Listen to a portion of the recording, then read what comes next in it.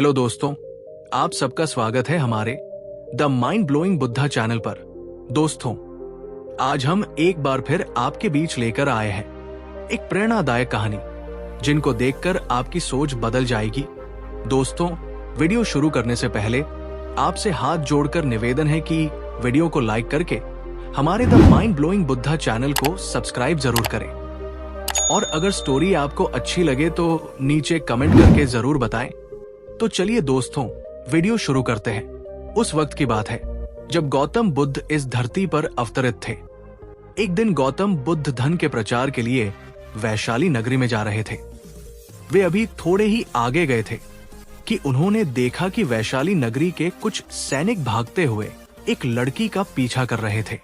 वो लड़की बहुत ही डरी हुई थी। वो एक कुएं के पास जाकर खड़ी हो गई और हांफने लगी। उसे प्यास लगी थी तो उसे पानी पीना था। भगवान बुद्ध ये सब देख रहे थे। फिर उन्होंने उस बालिका को अपने पास बुलाया और कहा कि तुम उस कुएं से पानी निकालो और स्वयं भी पियो और हमें भी पिलाओ। उतनी ही देर में वो सैनिक वहां पहुंच गए। भगवान बुद्ध ने अपने हाथ के संकेत से उस सैनिकों से रुकने को कहा। फिर उस बालिका ने गौतम बुद्ध को कहा कि महाराज, मैं तो अछूत हूं। मैं इस कुएं से पानी निकालूंगी तो जल दूषित हो जाएगा। मैं आपको कैसे पानी पिला सकती हूं? भगवान बुद्ध ने उसे फिर से कहा, मुझे बहुत जोर की प्यास लगी है, पहले तुम मुझे पानी पिलाओ। उसी वक्त वहां पर वैशाली के राजा पहुंच गए। उन्होंने बुद्ध को नमन किया और सोने के बर्तन में पानी देते हुए कहा, महाराज ये लीजिए, केवड़े और गुलाब का सुगंधित पानी आपके लिए है। लेकिन बुद्ध ने उस पानी को लेने से इनकार कर दिया और कहा कि हम इस बालिका के हाथ से पानी पिएंगे। राजा थोड़ी देर वहां रुक गए। बुद्ध ने फिर से उस बालिका से अपनी बात दोहराई।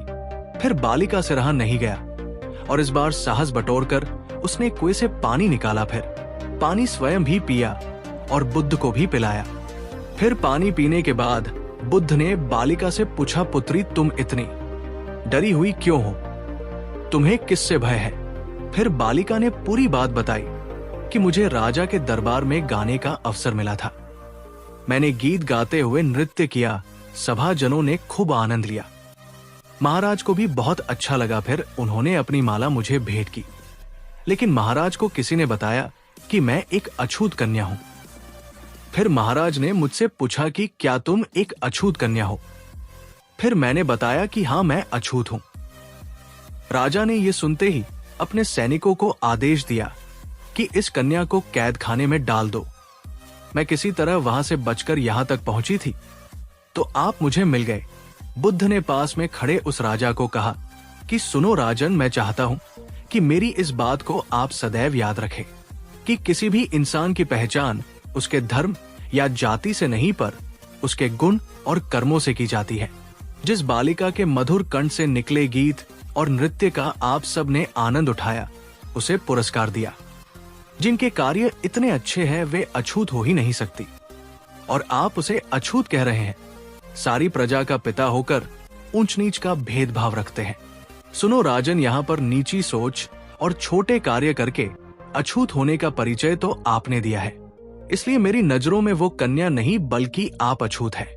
वैशाली नरेश को अपने इस कार्य से घृणा होने लगी और बहुत पछतावा हुआ। फिर वो बुद्ध के चरणों में गिर पड़े और क्षमा मांगने लगे और कहा कि आपकी इस बात को मैं सदैव याद रखूंगा।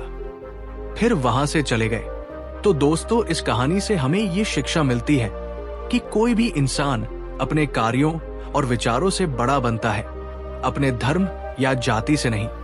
ऐसे छोटे विचार रखकर खुद अछूत ना बने, बल्कि ऊंच नीच का भेदभाव भूलकर एक अच्छे मानवता का परिचय दे। तो दोस्तों, ये कहानी आपको कैसी लगी कमेंट में जरूर बताएं, और अगर अच्छी लगी हो तो वीडियो को लाइक करके हमारे the mind blowing Buddha channel को सब्सक्राइब जरूर करें। नमो बुद्धाय।